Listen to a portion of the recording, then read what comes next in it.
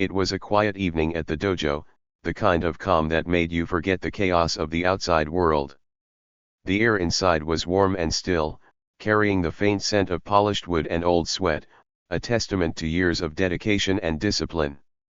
Outside, the faint hum of distant traffic barely broke the silence, blending with the occasional rustle of leaves in the breeze. Inside, Master Kenji moved with steady purpose, sweeping the wooden floors with a simple broom.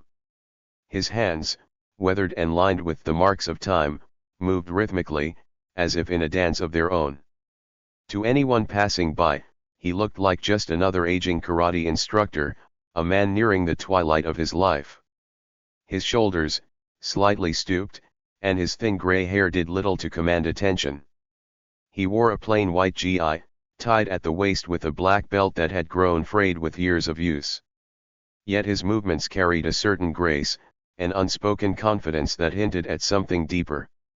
To the untrained eye, Kenji was unremarkable, a relic of a fading era.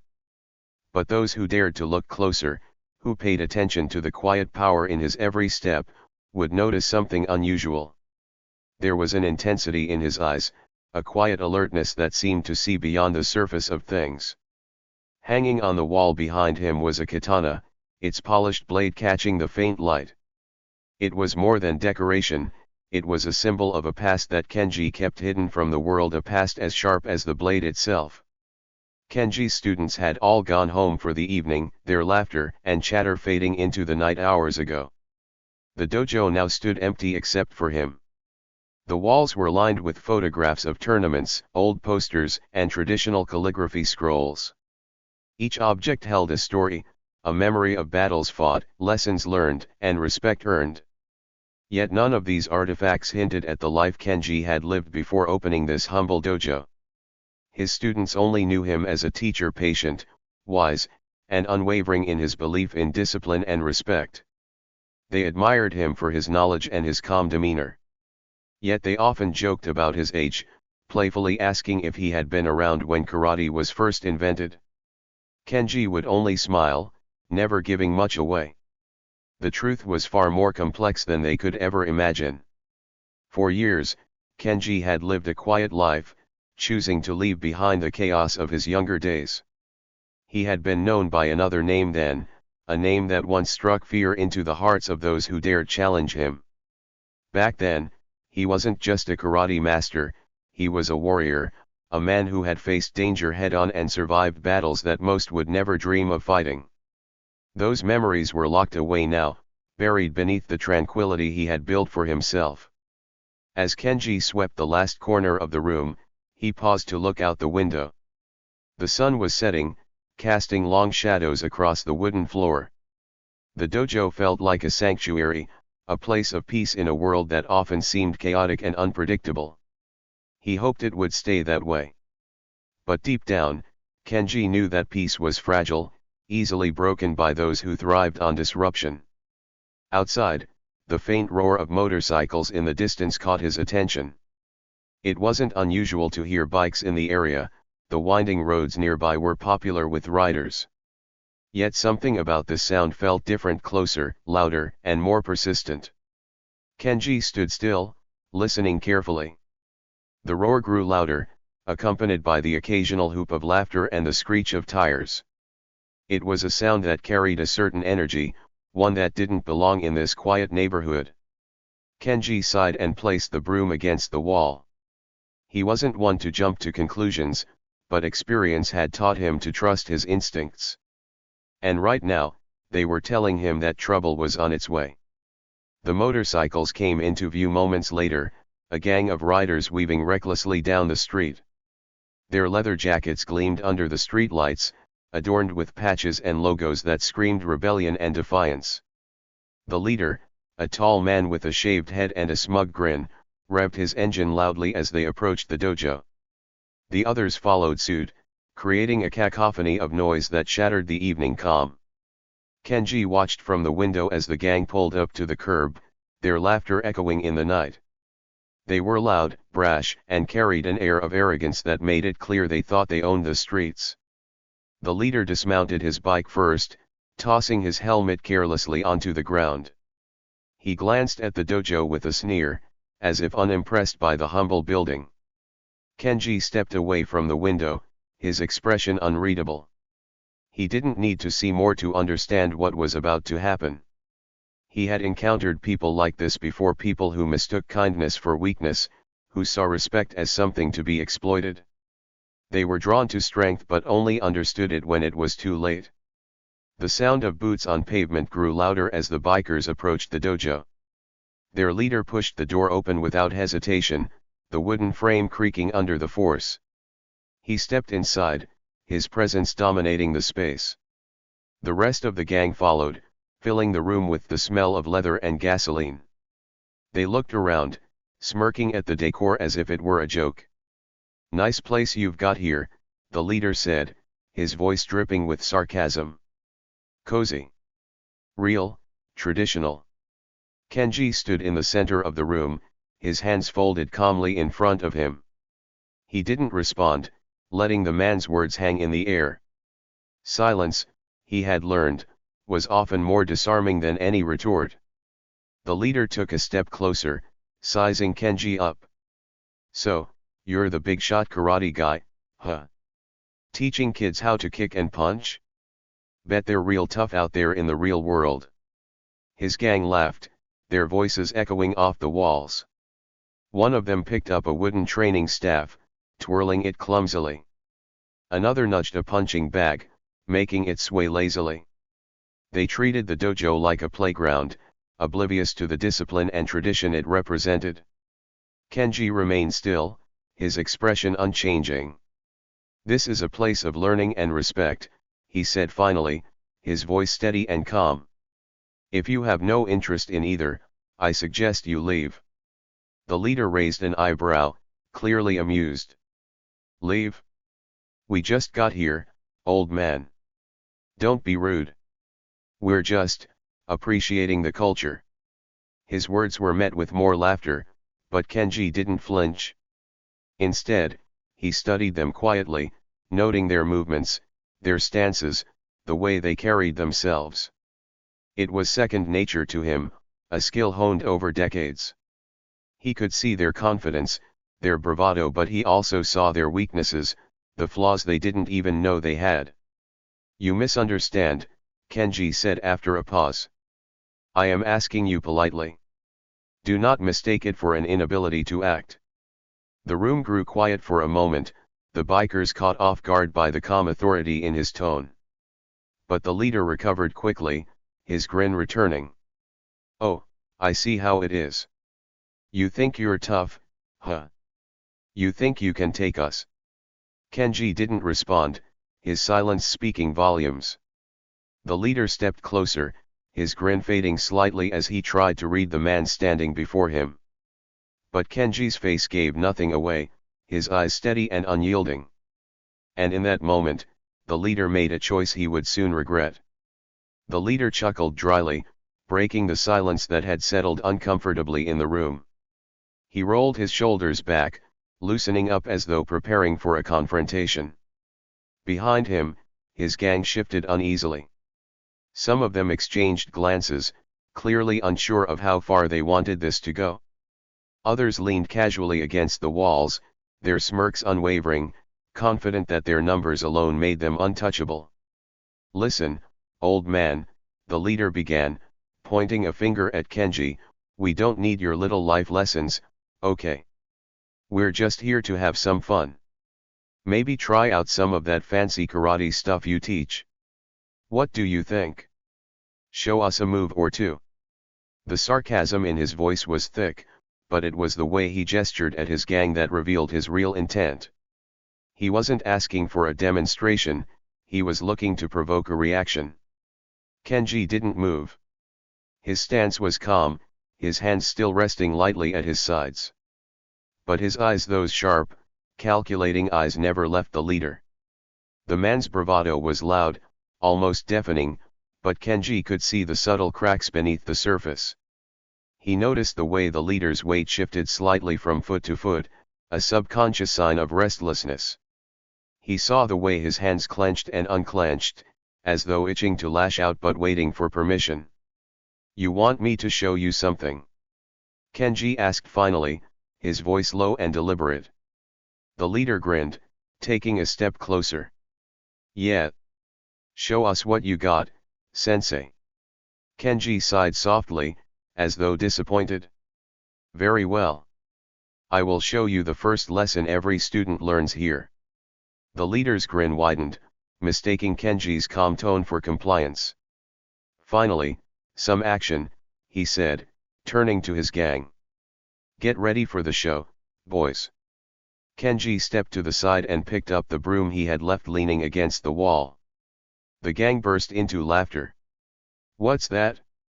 Your secret weapon, one of them jeered, slapping his knee. Kenji ignored the taunts.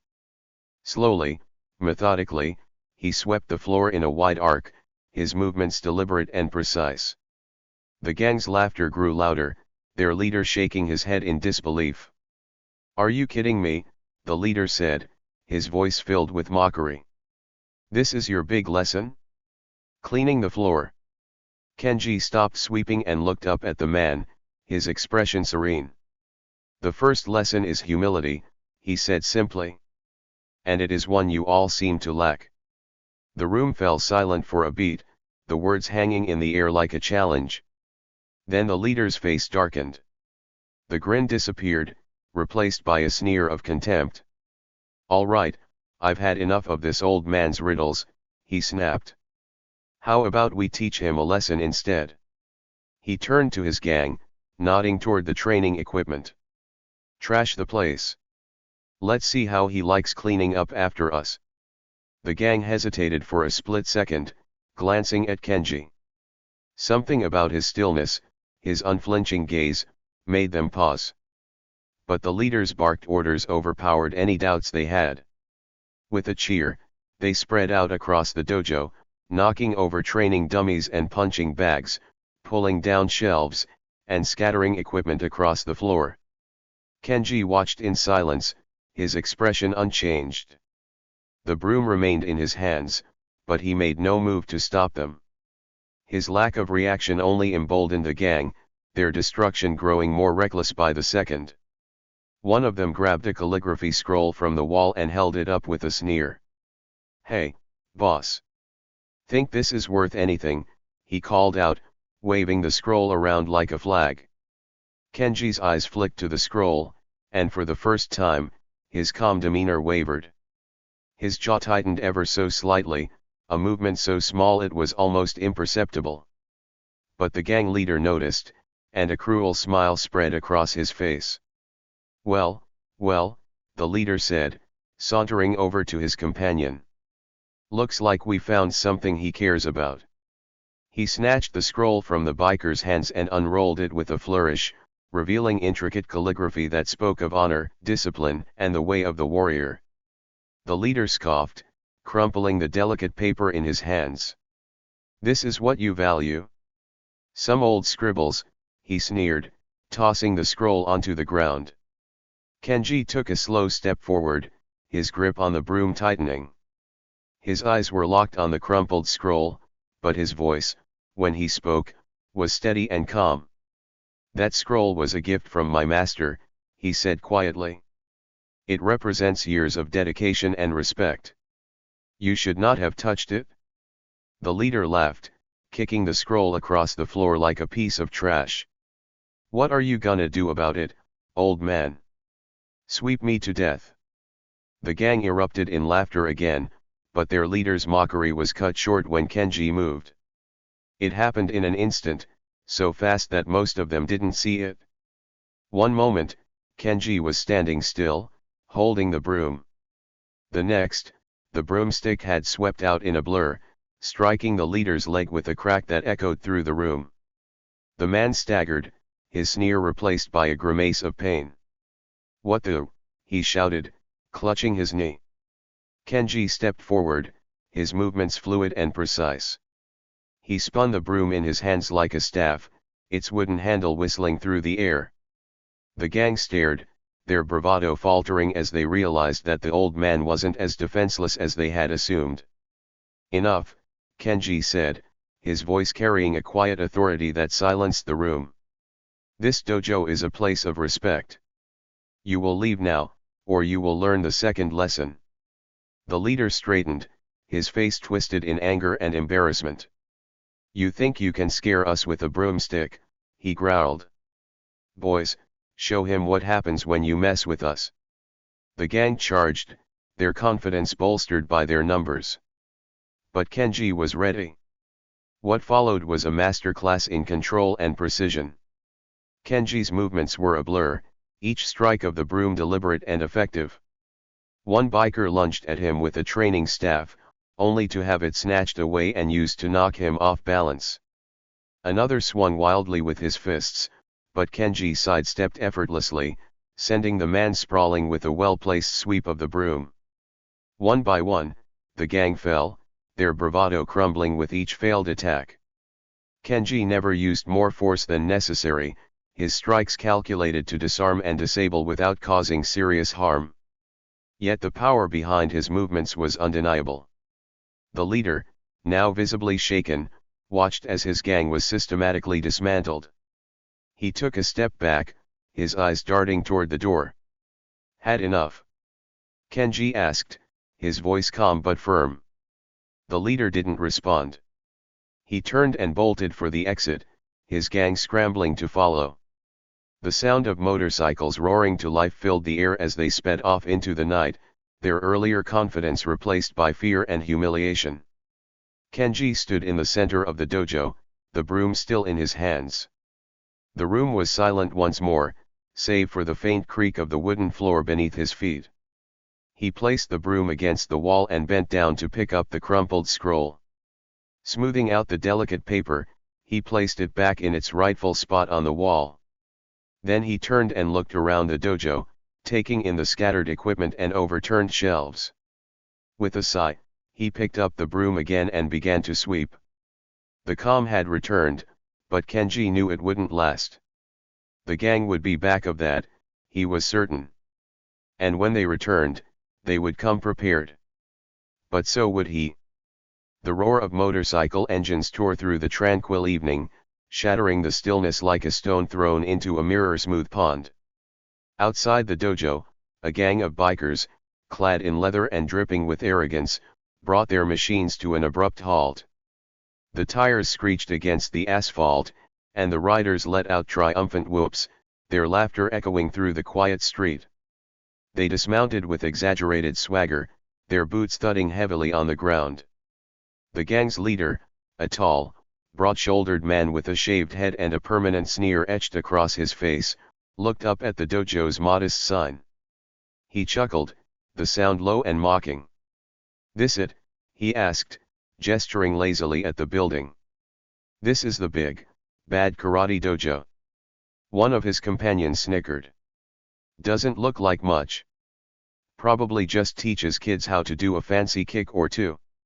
The leader smirked and adjusted his leather jacket. "Let's go say hello."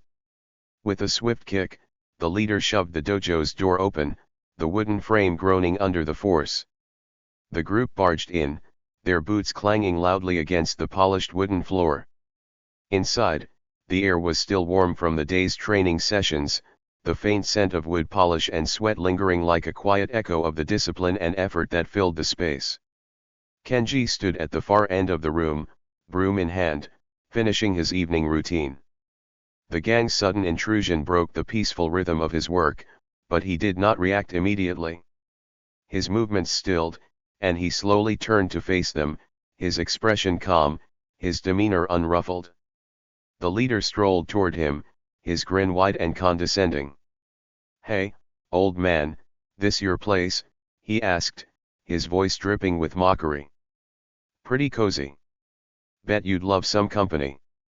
Kenji's eyes, sharp and unwavering, met the leader's gaze. He didn't respond, his silence more powerful than any words could have been. But for those paying attention, those who understood the language of subtlety, there was a warning in the way his fingers tightened ever so slightly around the broom handle. The bikers, however, were blind to such nuances. They mistook his quiet for fear, his calm for weakness. The leader smirked, emboldened by Kenji's lack of reaction. "What's the matter? Cat got your tongue. Another biker, a wiry man with a jagged scar running down his cheek, stepped forward, leaning into Kenji's space. Do you even know who we are? He growled, his voice low and menacing. Kenji didn't flinch. His gaze remained steady, his voice calm as he replied, I do not. But I will remember. The gang erupted into laughter, the sound bouncing off the dojo's walls. It was a raucous, cruel kind of laughter, the kind that thrives on intimidation and the humiliation of others. The leader clapped the scarred man on the back. Hear that, boys? He's gonna remember us, the leader said, mimicking Kenji's tone with exaggerated mockery. One of the younger bikers, eager to impress, picked up a wooden training staff from the rack. He twirled it clumsily, nearly dropping it in his attempt to appear menacing. What's this for, old man? You think you can take us with a stick? Kenji's gaze shifted briefly to the staff, then back to the biker, as if assessing the situation in a single, precise glance. He said nothing, his silence cutting through the gang's laughter like a blade. Hey, boss, another biker called out, picking up a pair of nunchaku from a nearby shelf. Check this out. Maybe we should take these as souvenirs. The leader turned to look, his grin widening. Why not? Let's make ourselves comfortable. The gang took this as permission to spread out across the dojo, rummaging through equipment, knocking over training dummies, and upending neatly stacked mats. Their jeers and taunts filled the air, each act of disrespect another nail in the coffin of the fragile piece they had shattered. Kenji stood still, watching the chaos unfold. His expression remained neutral, but his eyes told a different story. There was no fear in them, no hesitation. Only a quiet, controlled intensity, a storm waiting to be unleashed. The leader sauntered back toward Kenji, picking up a small calligraphy scroll that hung on the wall. The delicate paper bore elegant black strokes of kanji, their meaning profound: honor, discipline, respect. What's this? The leader asked, holding the scroll up to the light. Some kind of fortune cookie wisdom.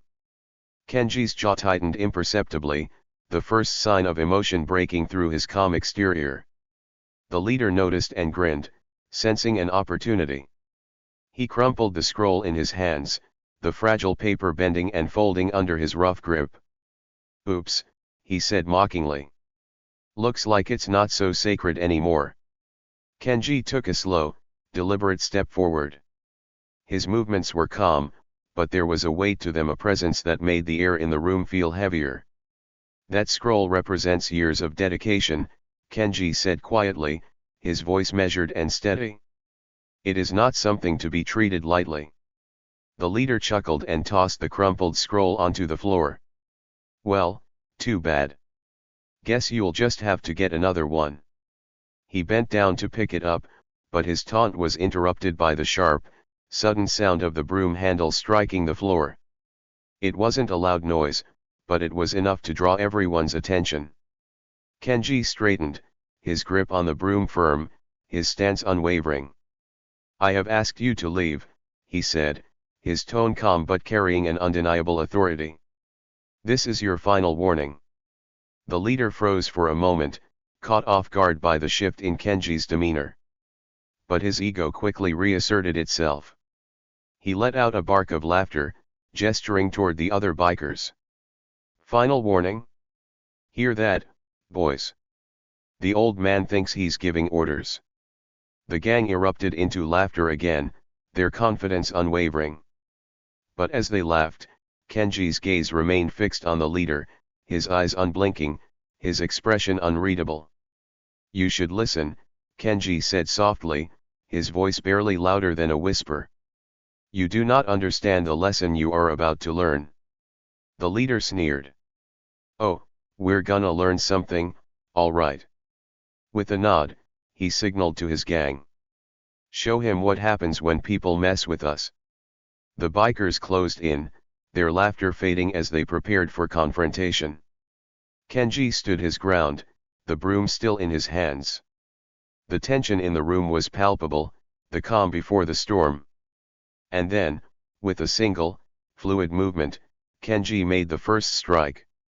The gang rushed forward like a wave crashing onto the shore, their confidence bolstered by their numbers. Kenji, however, did not flinch. Instead, he moved with a deliberate calm, his body a blend of precision and purpose. The first biker lunged at him, swinging the training staff recklessly. Kenji sidestepped with ease, his movements smooth and fluid, as though he had anticipated the attack long before it began. With a swift motion, the broom in his hands came to life, the wooden handle striking the biker's shin with a sharp crack. The man yelped in pain and stumbled, clutching his leg as he fell to the floor. The room froze for a brief moment, the gang staring at their fallen companion in disbelief. The sight of their friend, doubled over and groaning, planted the first seeds of doubt in their minds. "Get him," the leader barked, his voice cutting through the hesitation. Two more bikers charged at Kenji from opposite sides, their movements clumsy but fueled by anger. Kenji turned to face them, his grip on the broom steady. With a swift twist, he swung the broom in a wide arc, the wooden handle connecting with the first attacker's midsection. The man let out a gasp as the air was knocked from his lungs, collapsing to his knees. The second biker, seeing his companion fall, hesitated for a split second, long enough for Kenji to pivot and jab the end of the broom into his shoulder. The force of the strike sent him sprawling backward, his momentum carrying him into a stack of training mats. Kenji stood tall, his breathing steady, the broom still firm in his hands. Around him, the gang began to falter. Their bravado, so unshakable moments ago, was crumbling in the face of the calm, composed man who had turned their numbers into a disadvantage. "What are you waiting for?" the leader shouted, his frustration evident. "Take him down." The remaining bikers exchanged uneasy glances. One of them, a burly man with tattoos snaking up his arms, stepped forward, cracking his knuckles. "All right, old man," he said, his voice low and threatening. "You've had your fun. Let's see how you handle this." He lunged at Kenji, his fists swinging in wide, powerful arcs. But power without precision was meaningless. Kenji moved with the grace of a seasoned warrior, ducking under the blows and stepping just out of reach. In one seamless motion, Kenji swung the broom upward, the handle striking the man's chin with enough force to rattle his teeth. The biker stumbled backward, dazed, and Kenji followed up with a quick sweep of the broom across the man's legs, sending him crashing to the ground. The leader, now visibly shaken, clenched his fists and stepped forward. "Enough of this," he snarled. "You think you're some kind of hero? This is just a fluke." He pulled a chain from his belt, the metal links clinking ominously as he wrapped them around his fist. "Let's see how you do against someone who knows how to fight." Kenji regarded him silently, his expression unreadable. Slowly, he set the broom down against the wall, the gesture deliberate. The room grew tense as the bikers watched, their earlier confidence now replaced by a mix of fear and anger. The leader smirked, mistaking Kenji's action for surrender. "That's right," he said, his voice dripping with contempt. "You finally get it? You can't win." Kenji took a single step forward, his hands loose at his sides. "The lesson is not over," he said quietly. The leader roared in anger and charged, swinging the chain in a wide arc. The metal links whistled through the air, but Kenji was faster. He sidestepped the attack, his movements so precise and effortless that it seemed as though he had choreographed the fight himself. Before the leader could recover, Kenji stepped in close, his hands moving with blinding speed. He grabbed the chain mid-swing, twisting it in a way that forced the leader to lose his grip. The chain fell to the floor with a clatter, and Kenji delivered a sharp palm strike to the man's chest, sending him stumbling backward. The leader gasped, clutching his chest as he glared at Kenji. You don't know who you're messing with," he wheezed, his bravado faltering. Kenji's gaze bore into him, unyielding and calm. "It is you who does not understand," he said. "This dojo is not just a building. It is a place of honor, discipline, and respect. And you have shown none." The leader's face twisted in anger, but he made no move to attack again. Around him, the rest of the gang remained frozen, their earlier confidence shattered. Kenji took a step back, his stance relaxed but still commanding. "You have a choice," he said, his voice steady. "Leave now, and never return. Or